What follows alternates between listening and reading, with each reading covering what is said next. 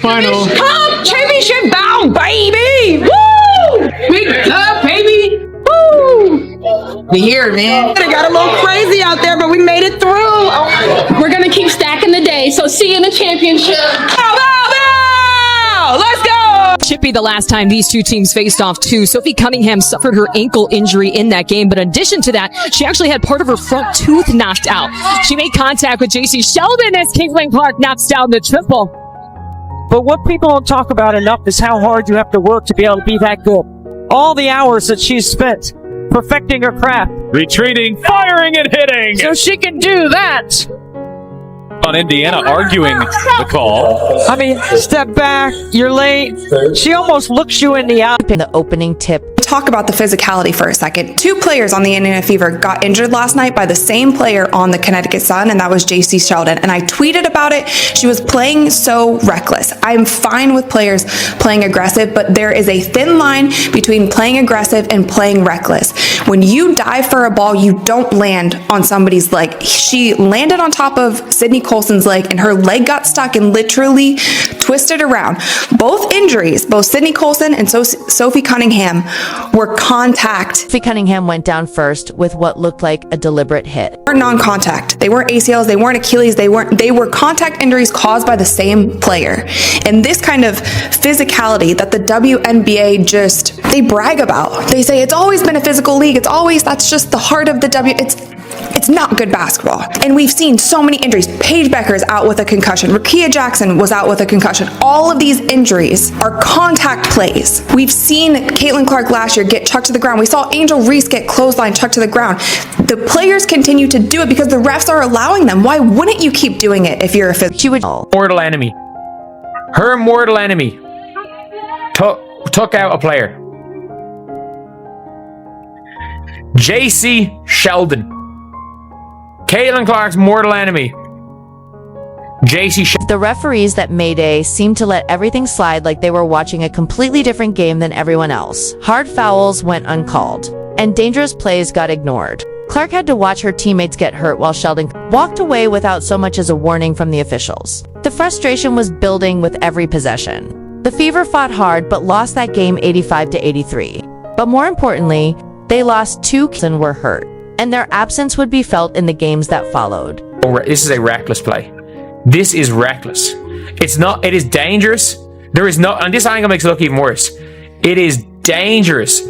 Like Sid Colson is between her and the ball. Sid Colson is in fact between Jacy Sheldon and the ball, and she dives through her knee. It wasn't even called as a foul.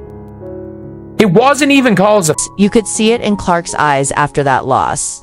The way she looked at Sheldon during the handshake. Remember who caused the injuries, and remember that the officials let it all happen. June 17th couldn't come fast enough. And last time. By the way, she walks onto the court and the way she looks at the Sun players during warm-ups. This isn't just another game for her. She just texts me. She never texts me during the game. All right. Here is Clark splashing home a three from way downtown. Kelly escorting her back to the bench. Jacy Sheldon is there with her hand in her face. And the game starts with that familiar tension hanging in the air. Sheldon is guarding Clark like her life depends on it, getting way too close for comfort. She's shadowing Clark on every possession, bumping her on screens, doing all the little things that make basketball ugly. This is the same aggressive style that hurt Sophie Cunningham and Sydney Colson back in May. Everyone in the arena can feel what's coming. See? The third quarter hits. And here comes the moment that... They're trailing by 10. Keep an eye on her and Jacy Sheldon. Clark trying to back her down. Here as if Clark is okay. Sheldon fouls Clark, hitting her in the face. Clark is upset about that. Then everybody's upset about that. Marina Mabrey comes in. She decks Clark, tempers flaring on both sides. Clark immediately grabs her face, and you can see the pain and anger mixing together as she realizes what just happened. She's squinting, trying to clear her vision, but you know she's thinking about more than just the physical pain. This wasn't an accident. This was the same player who hurt her teammates, now coming after her with the same dirty tactics that went unpunished before. Clark does what any competitor would do. She pushes back, literally pushing Sheldon away from her after getting poked in the eye. It's a natural reaction when someone just jabbed their finger into your eye socket. Any human being would react the same way. The crowd erupts because everyone saw what really happened. But somehow the referees are about to make this whole situation worse. If the officials saw that, Marina Mabrey is going to get ejected. Well, they're going to go and look at it. Look at Mabrey. She's got a scar on one side, a scratch on one side of her face, a scratch on the other side. It's not from the game today. I asked her about it.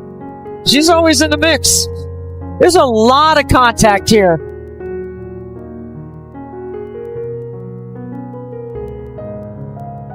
There's a scrape across the face.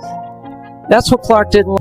Clark is standing there holding her eye, clearly the victim of a dangerous play, but the officials are reaching for their whistles. The arena is buzzing with confusion and anger. Fans are pointing at the replay boards, showing the obvious eye poke. That started everything, but the refs have their minds made up. They hit Clark with a technical foul for pushing back after getting her eye poked, a technical foul for defending herself after someone poked her in the eye. The decision made absolutely no sense to anyone.